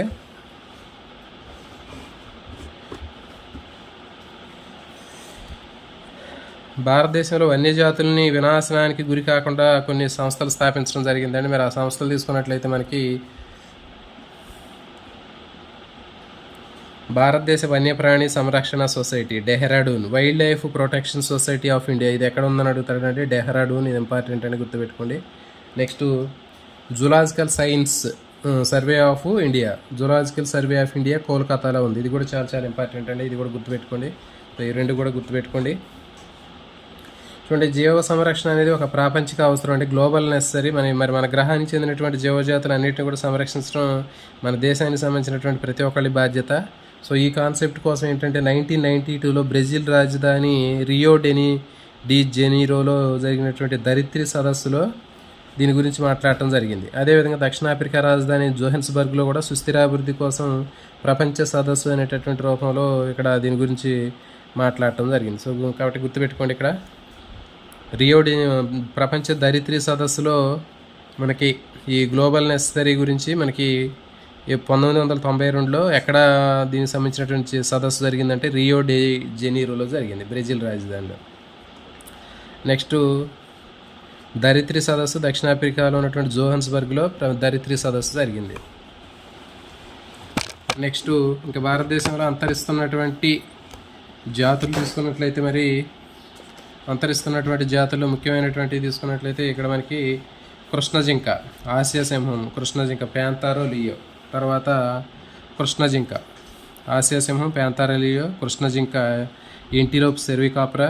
నెక్స్ట్ ఎర్రపాండ, ఎల్యూరస్ అక్రాసియస్, సింహతోక కోతి, లైన్ టైల్డ్ మకాక్ అంటారు దీన్ని, మకాకా సైలానిస్. పెద్ద పులి, ప్యాంతారా టైగ్రిస్. కాశ్మీరు దుప్పి, సెర్వస్ ఎలాఫస్ హగ్గులు.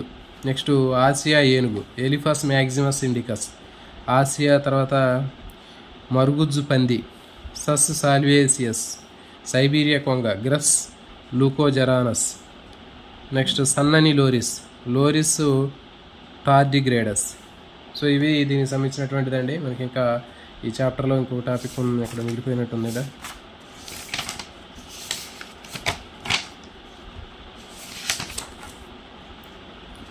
చూడండి, జాతి భావన అనేటటువంటిది ఉందండి.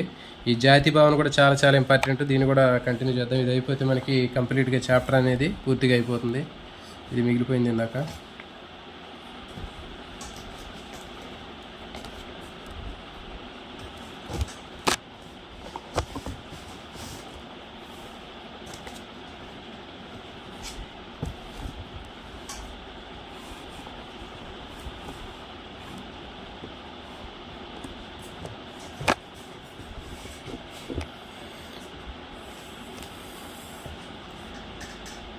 జాతి భావన తీసుకున్నట్లయితే మనకి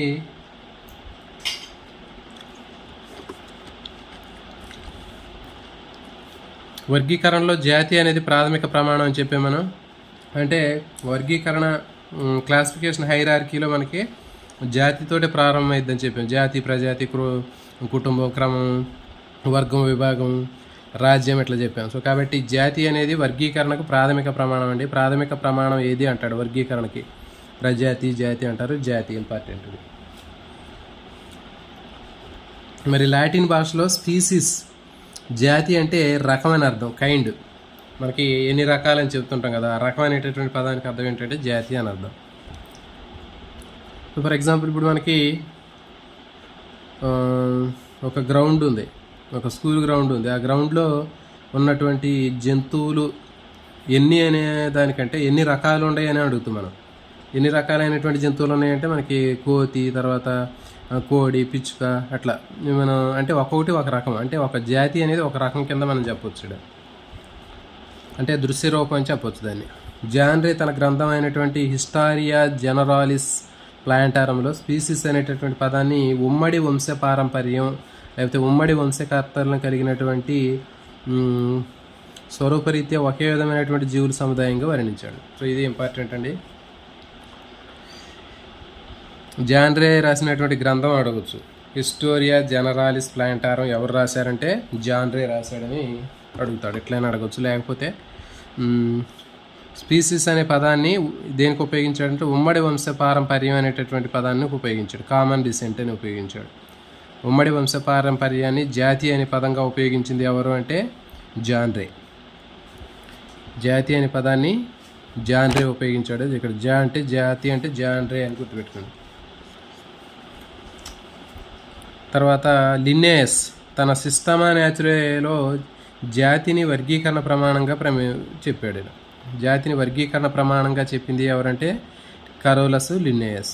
నెక్స్ట్ జాతిని వర్గీకరణ ప్రమాణించాడు బ్యూఫోన్ తన గ్రంథమైనటువంటి న్యాచురల్ హిస్టరీలో జాతి పరిణామ భావనని వివరించాడు, బయలాజికల్ కాన్సెప్ట్ ఆఫ్ ఎవల్యూషన్ని వివరించాడు. సో ఇక్కడ మనకి ఇది కూడా అడుగుతాడు, న్యాచురల్ హిస్టరీ గ్రంథ రచయిత అడుగుతాడు బ్యూఫోన్ అండి, గుర్తుపెట్టుకోండి, బఫూన్ అని గుర్తుపెట్టుకోండి. న్యాచురల్ హిస్టరీ రాసింది బ్యూఫోన్.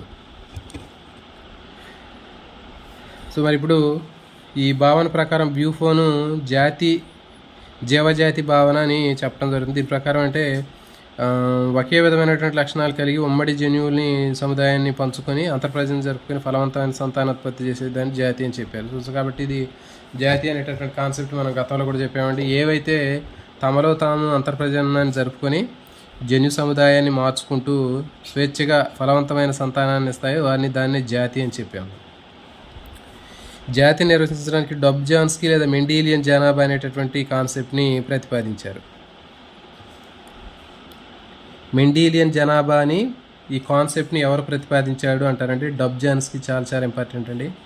జాతిని నిర్వచించడానికి మెండీలియన్ జనాభా అనేటటువంటి కాన్సెప్ట్ని ఎవరు చెప్పారు అంటే డబ్జాన్స్కీ. ఇది ఇంపార్టెంట్.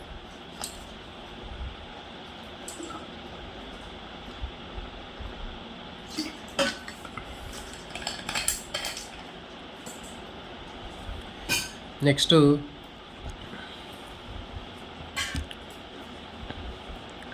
ఒక జాతికి చెందినటువంటి జీవులు ప్రత్యుత్పత్తి వ్యక్తం ప్రదర్శిస్తాయి, తర్వాత ఒకే నిచ్చెన పంచుకుంటాయి, ఒకే రకమైన క్రోమోజోమ్ పటాన్ని కలిగి ఉంటాయి. ఇదంతా ఇన్ఫర్మేషను, ఇక్కడ ఏం లేదు.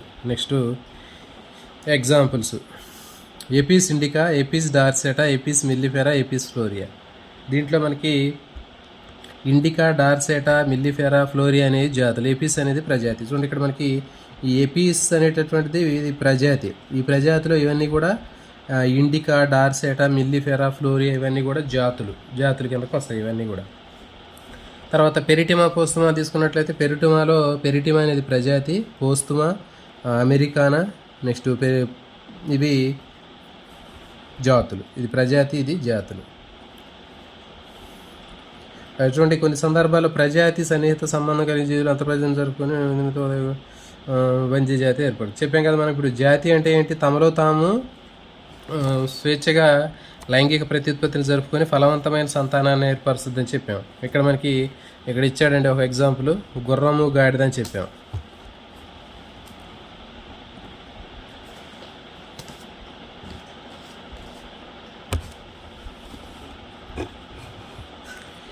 చూడండి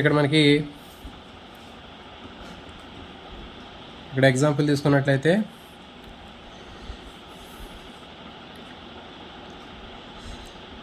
ఆడగాడిద మగగుర్రం మధ్య సంకరణం ఫలితంగా హిన్ని అనేటటువంటి వంద్య సంకర జాతి అనేది రావడం జరుగుతుంది. ఇక్కడ చూడండి, మగగాడిద ఆడగుర్రానికి సంకరణ జరిగితే కంచెర గాడిద వస్తుందండి, గుర్తుపెట్టుకోవాలి. మగగాడిద ఆడగుర్రంకి క్రాసింగ్ చేస్తే కంచెర గాడిద వస్తుంది. నెక్స్ట్ ఆడగాడిద, ఇక్కడ రివర్స్ చేస్తాం. ఇక్కడ ఆడగాడిద మగగుర్రం, దీన్ని హిన్ని అంటారు. దీనికి వచ్చేటటువంటిది హిన్ని. సో ఇది గుర్తుపెట్టుకోండి. నెక్స్ట్ రాజ్యం యానిమేలియా. యానిమేలియా తీసుకున్నట్టయితే యానిమేలియా రాజ్యంలో మనకి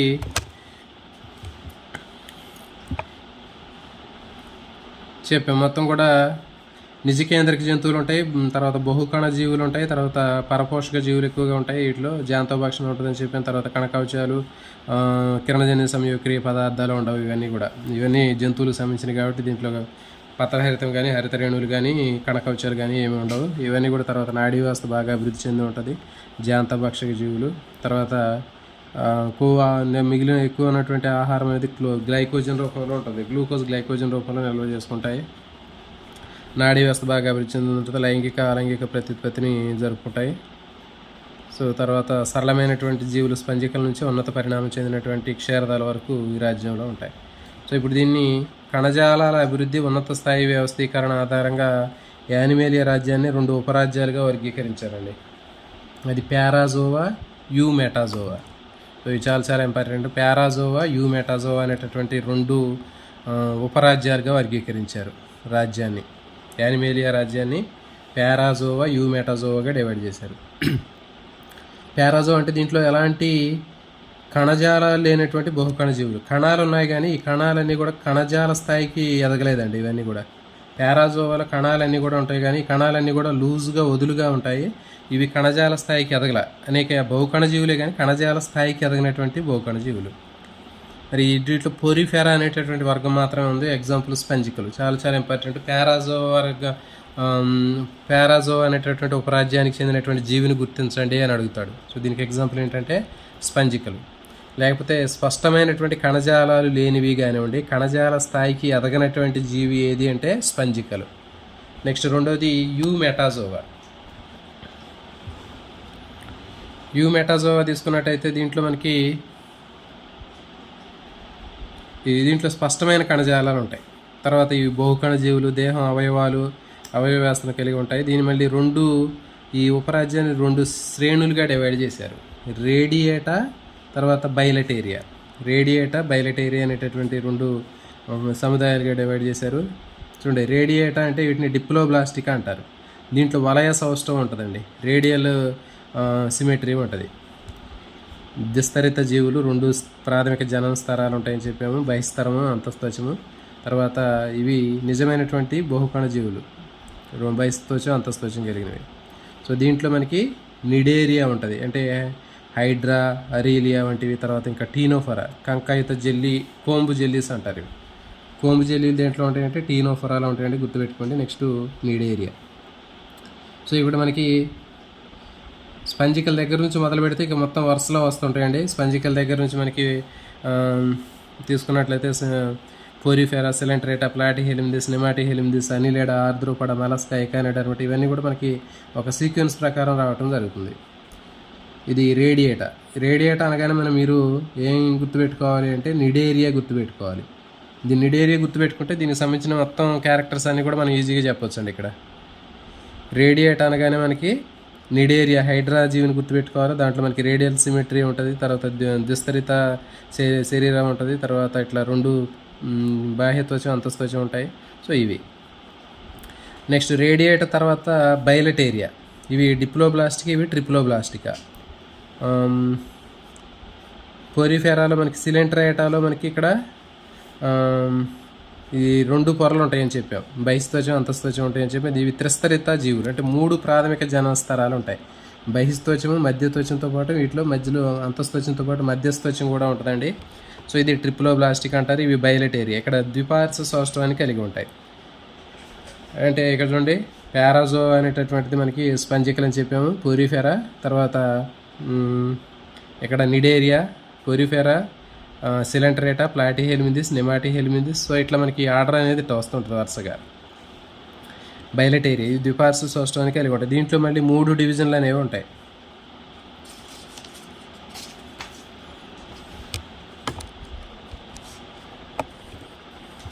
సో ఇవి చాలా ఇంపార్టెంట్ అండి. ఖచ్చితంగా వీటి మీద బిట్లు అనేవి రావడానికి అవకాశం ఉంటుంది, కొంచెం జాగ్రత్తగా వినాలి. ప్రథమ ముఖదారులు ప్రోటోస్టోమి అంటారండి దీన్ని. అంటే ఆది ఆంతర రంధ్రము నోరుగా మారేటటువంటి జీవుల్ని, యూమెటా జీవుల్ని ప్రోటోస్టోమి అంటారండి. చాలా ఇంపార్టెంట్ ఇది. ఆది ఆంతర రంధ్రం నోరుగా మారేటటువంటి జీవుల్ని ఏమంటారంటే ప్రోటోస్టోమియా ప్రథమ ముఖదారులు అని చెప్పడం జరుగుతుంది.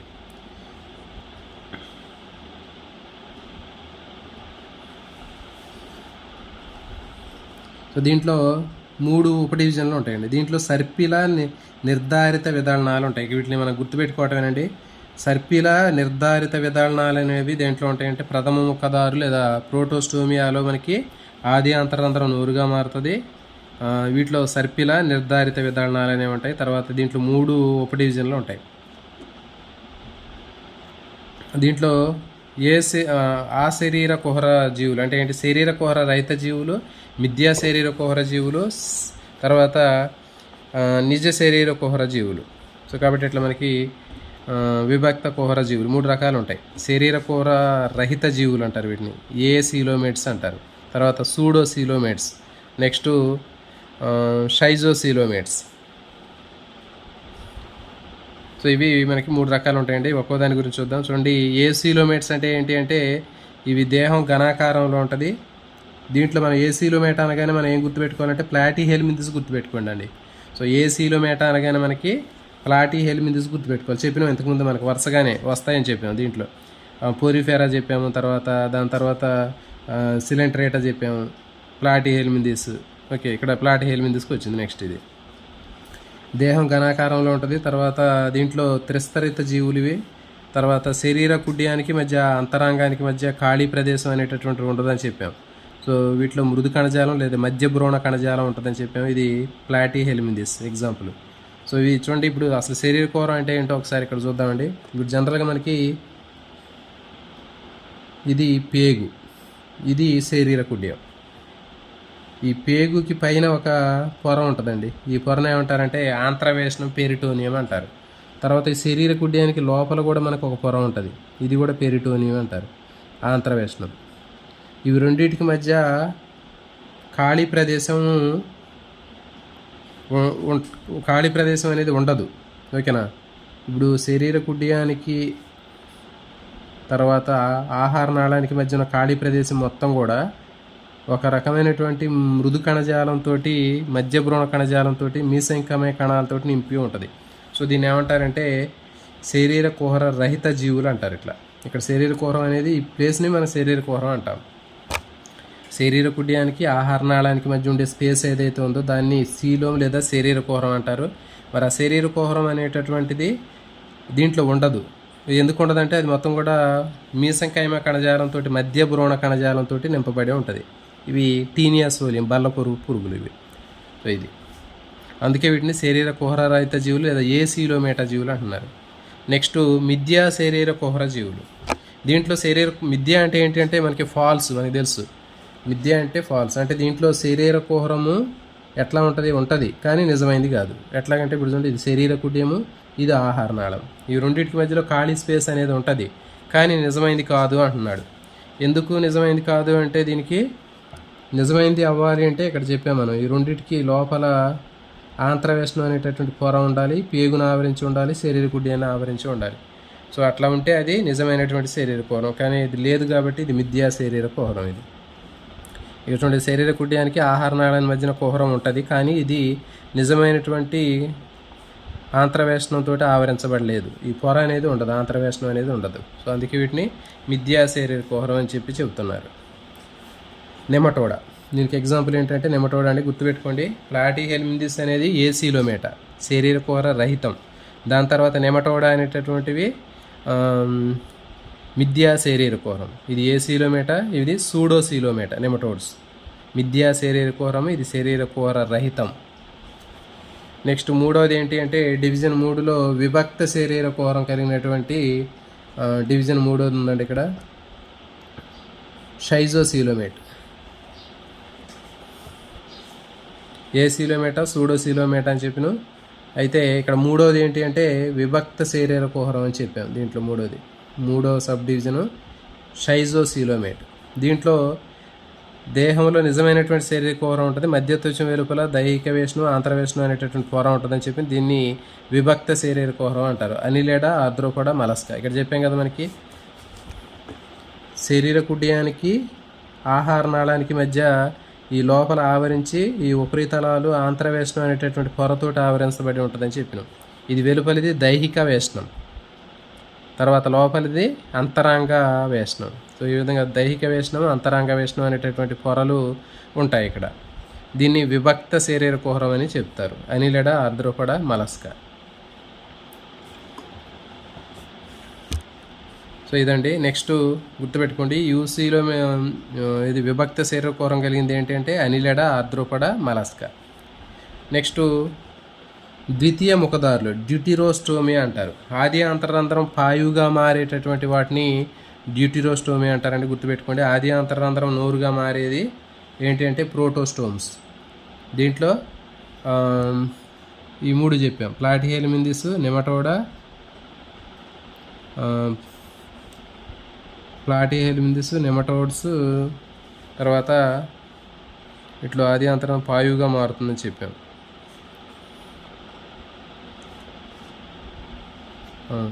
తర్వాత ఆంత్ర శరీర కోరం కలిగినటువంటి జీవులండి. వీటిలో చూడండి, ఆ శరీర కోరం ఎప్పుడుగా నిజమైన శరీర కోరం ఉంటుంది. ఆది ఆంతరం నుంచి పార్శ్వ కోష్టాలు బహిర్గతం చెందడం వల్ల ఏర్పడుతుంది. ఇది కైనోడెర్మిటా, హెమికార్డేటా, కార్డేటా.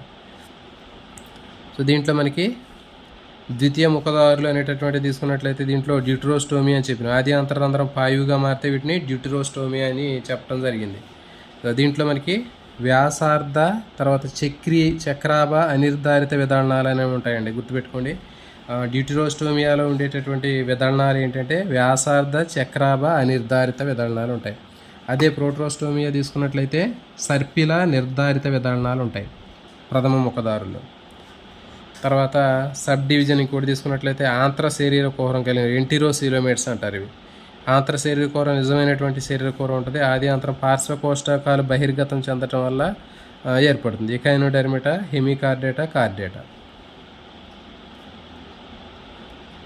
సో ఇదేంటి అంటే ఆంత్ర శరీర కుహరం కలిగినటువంటివి. విభక్త శరీర కుహరం కలిగినటువంటివి ఏంటి అంటే మనకి అనిలెడ, ఆర్ద్రోపడ, మలస్క అండి. ఇవి చూడండి, విభక్త శరీర కోరం కలిగింది ఏంటి అనిలెడ, ఆర్ద్రోపడ, మలస్క.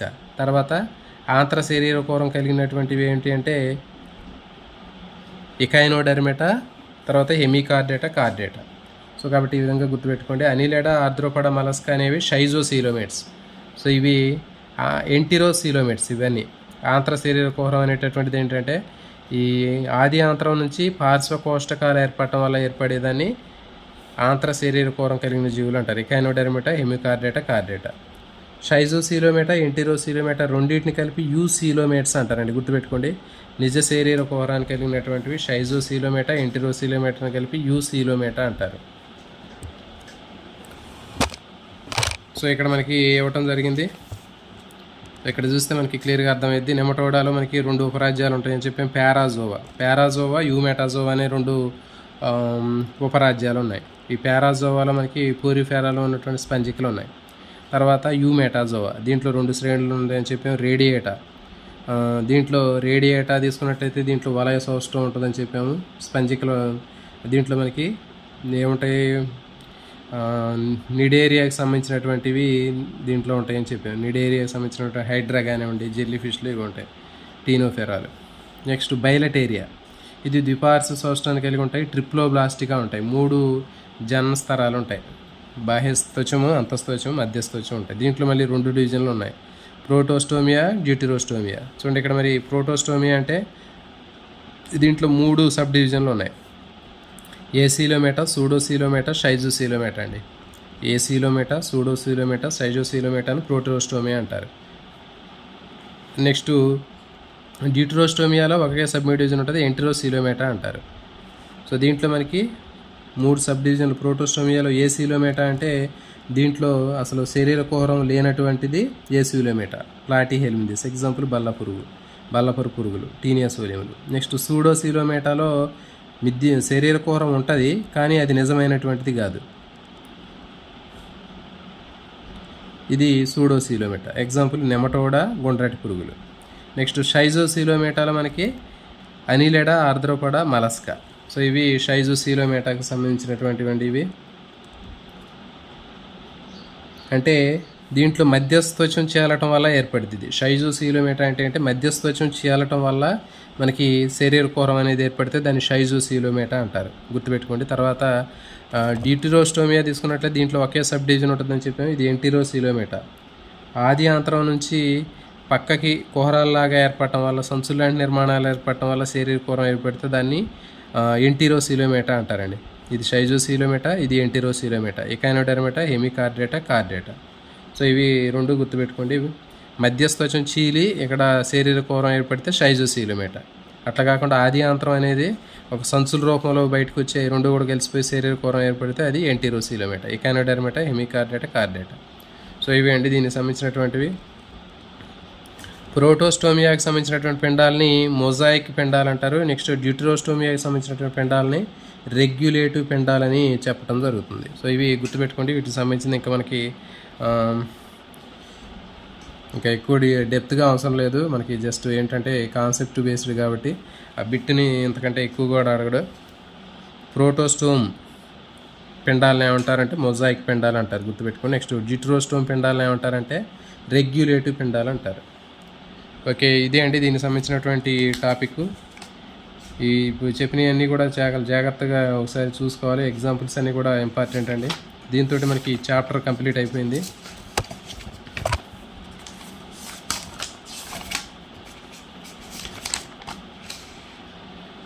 చూడండి, ఫస్ట్ చాప్టర్లో ఉన్నటువంటివన్నీ కూడా మనకి దాదాపు 10 సబ్ టాపిక్స్ అన్నీ కూడా కంప్లీట్ అయిపోయాయి. నెక్స్ట్ ఇంకో టాపిక్లో మళ్ళీ నెక్స్ట్ కలుసుకుందామండి. అంతవరకు కూడా అందరికి కూడా ఆల్ ది బెస్ట్.